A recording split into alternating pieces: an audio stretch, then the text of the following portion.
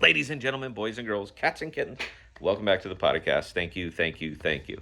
Uh, I'm going to be a little rusty, guys. I haven't shot a video for a little bit. And if you've never seen the inside of a construction trailer on a large build out, they kind of look like this. They're all sort of the same. So here's a little bit behind the scenes for the non-tradesman people. This is what we do.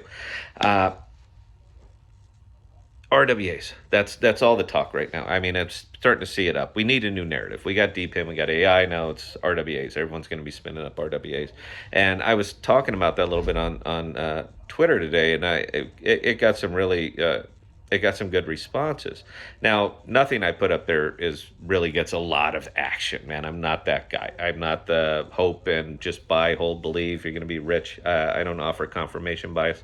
I offer my opinion on things, and I only talk about what I invest in. So I'm never really going to be that guy. But RWAs, it's interesting to me. Now I'm been sad ever since Mirror Protocol went away, but it's an interesting concept to me.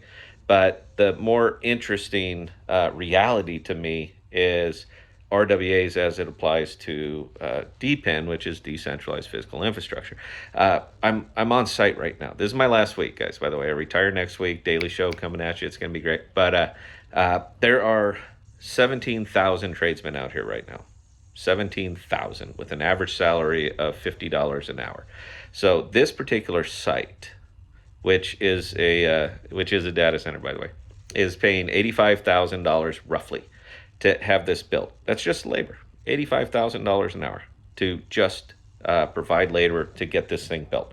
We're not talking about materials. We're not talking about land. We're not talking about upkeep, any of that. We're just talking about rough $85,000 an hour to build this. This particular site is already booked out 20 years. That's their estimate from when they started it to when they're going to finish it. These are centralized physical assets. Now, the difference between centralized and decentralized is really pretty easy, and it's kind of why I appreciate DePIN so much. DePIN actually solves a problem. This is not a hopium kind of thing. It actually solves a problem. Now, there's three big differences between centralized infrastructure and decentralized infrastructure. And it is going to be cost, it's going to be privacy, and it's going to be efficiency. Those are the three big problems that they solve. Now, to me, cost is probably the most important because decentralized physical infrastructure is going to cost 25 to 30% of what centralized will. Period. I can prove it out all day. We do it on the live streams, show you the numbers. Yeah. Doesn't matter. Cost is going to be a factor. It's always going to be a factor. The thing that's keeping down Akash, Render, and all these other things from being 10 billion as opposed to a $1 billion market cap is just availability of hardware. All right, this stuff is not cheap. But these are the real world assets that are backing up these projects, such as Jackal, such as Render, such as Akash, such as Cudos. They are doing a decentralized version of what is being done centralized, and they can do it cheaper. So that's really where it comes down to for me. But these are real world assets. This is the tokens, Akash and Jackal. They're fuel for the product. They're not the product. The token is not the product. The token is fuel for the networks. That's it. Now, if you are investing in these peer tokens, which, it's your money, you do you, bro. It's not what I do, though. But if the token is the product, then all you're waiting for is the next thing to come along and be the new product. That's it. It's just token, token, token. These are hard assets. These are real world assets. Do you know what server racks cost? Do you know what infrastructure costs? Do you know what it costs to build them, to maintain them, to stand them? Do you have any idea? Hugely expensive. Hugely.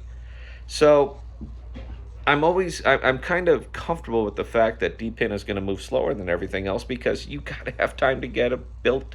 You got to have time to scale. You got to have time to do all of those things. I'm cool with it because I know what the end game is.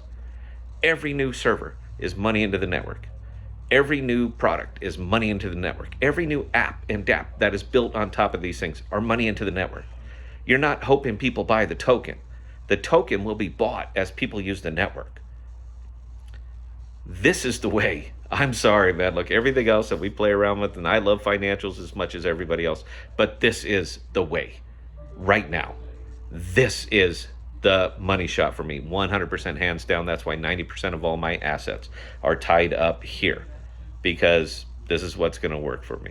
So as much as I appreciate them talking about real world assets and getting them on, and we're going to change it up and we're going to back a token with a Rolex watch, as much as I appreciate that, they're missing. All right, they're inventing a problem to solve it, and that's not the way. So anyway, guys, we're gonna be back. I'll put this up on the Twitter and maybe on the YouTube channel. I haven't put a video up in so long, so I'm kind of curious what's going to be going on. But I did want to give you my thoughts on that, man. If you like RWAs, DePIN, because it's right there in front of you. Anyway, questions or comments, Scott at thepodcast.com. I answer any and all. And until next time, please stay safe. Please be smart with your money. We're not putting up a thumbnail, guys. Cheers.